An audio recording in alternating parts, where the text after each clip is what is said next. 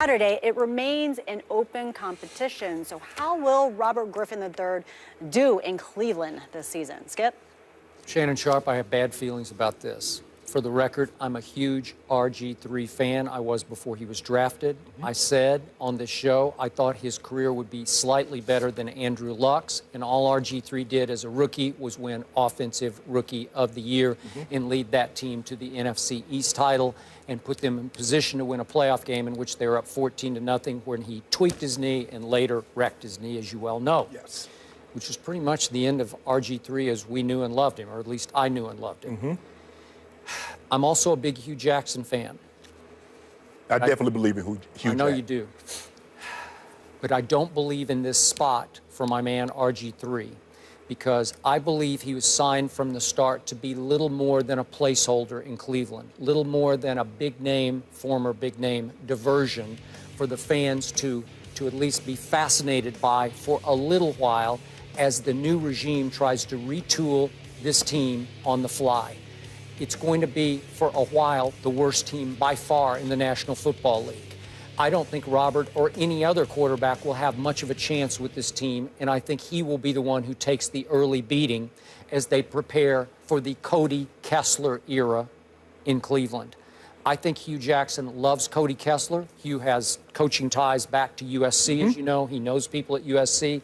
I've got all the quotes here. He raved about Cody Kessler after they felt like they stole him in the third round. They had him targeted as their third-round pick.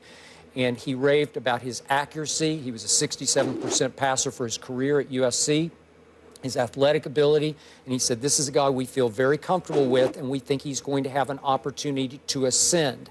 He also used the, you got to trust me on this one, which means code for, as you know, I love this kid. I see something in this kid that others don't see.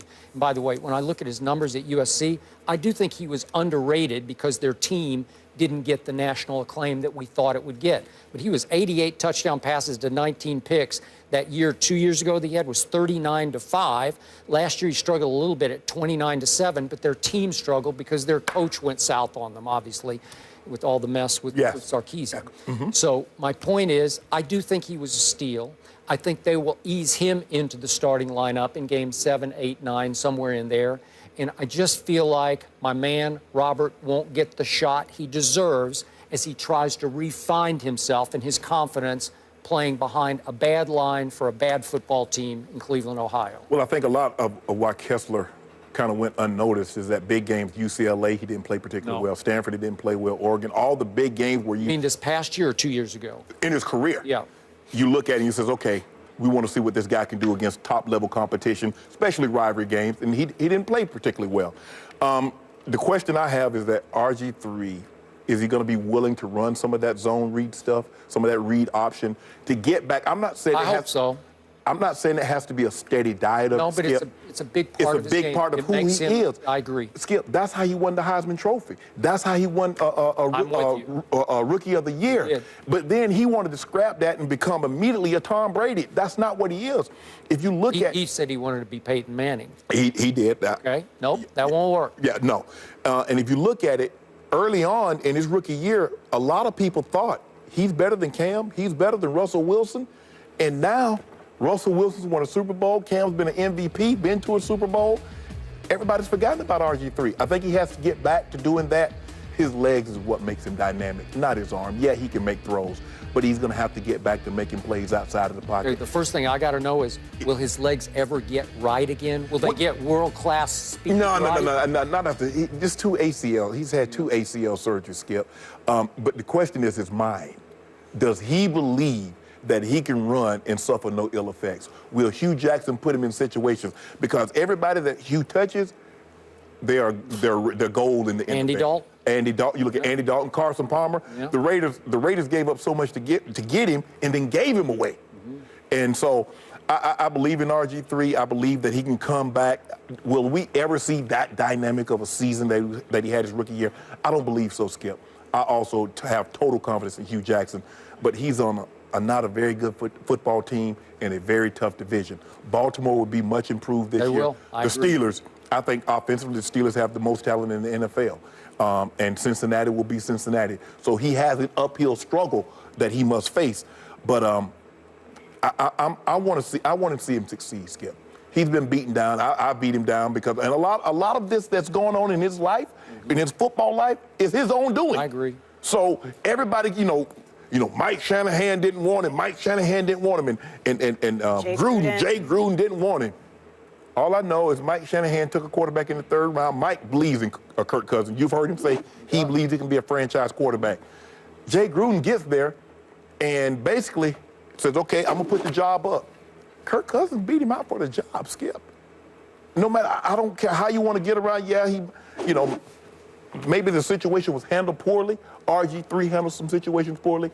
Mike Shanahan did, also Jay Gruden did. But at the end of the day, Jay Gruden made it clear from the start publicly he was not a big fan of RG3s. Yeah. And I think that was hard for Robert to thrive under. Well, this is what he did.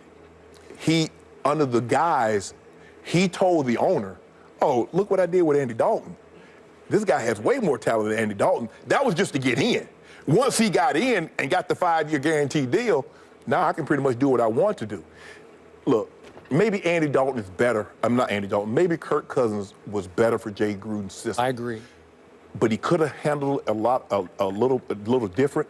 But see, just goes to show you. See, when Mike was saying, let's take it easy, he would come and have a press conference. I'm ready to go. RG3 would. And so then Mike would have to come back and have a press conference and refute what RG3 was saying. Now you get somebody in, and he had the owner on his side when Mike Shanahan was there. Now Jay Gruden has the control. So he had to just bide his time. He was a good soldier. He was a good soldier. I'm afraid that RG3 will never have it better than he had with Mike Shanahan his first year. As much as they clashed, as much as Mike didn't really want to take RG3 and spend that much to trade up to the second spot. Because he felt he can get Ryan Tannehill because he said, owner, if we give up all this and we're in salary cap hell, how can we draft players and then how can we get free agent players when they're taking $40 million in cap space? The owner wanted him. They made it work. And then he goes in, and I'm best friend with the owner. The head coach wants to pay, but guess what? The owner signs the head coach's check. I got to do what you say. And lo and behold, it cost them both of them their jobs. Okay, so how can this man with such a shattered confidence survive or thrive in Cleveland, Ohio, with such a bad football team right now? Like they're going to get off. I don't know if they can win a game or two. I looked at it the other day, and I found one game I thought maybe they could win, and I'm not even sure about that. I'm not sure. Skip, I remember when I broke my collarbone in '99 and the Broncos didn't sign me back in 2000. I went to Baltimore, and I had all those questions. I was like, I'm 32 years of age. I won 2 Super Bowls. I've been an All-Pro. I've been a Pro Bowl player. RG3 got to say, you know what? I won the Heisman Trophy. I was Rookie of the Year. You told me about Heisman trophies. But you have to have confidence. I won that. People saw enough of me and what I did as an individual and what I did for my team. I agree. So in some ways, it's got to come from him. It's got to come. He's not got to anybody else. At the end of the day, Skip, you got to believe, because if you don't believe it, if you don't believe in you, how can I believe in you? Yeah. Like I believe I'm busting you up today. And from Twitter, they said I'm giving it to Skip. Really? My Twitter says just the opposite. So put some respect. Hey, when you mention my name, put some respect on my name. I heard that somewhere. Yeah. I think it was a dog square bet thing. Yeah. That must have been it. Yeah. But listen, RG3, he hasn't started a game since 2014. It's been So he should be fresh. Fresh, but also a little rusty as well. Yeah. So we'll see. Do you guys remember this chip shot missed by kicker Blair Walsh? And just like that, the Vikings were out of the playoffs. Do they have what it takes to put themselves back in that position again close. this upcoming season? An interesting remark by their star running back. We'll see.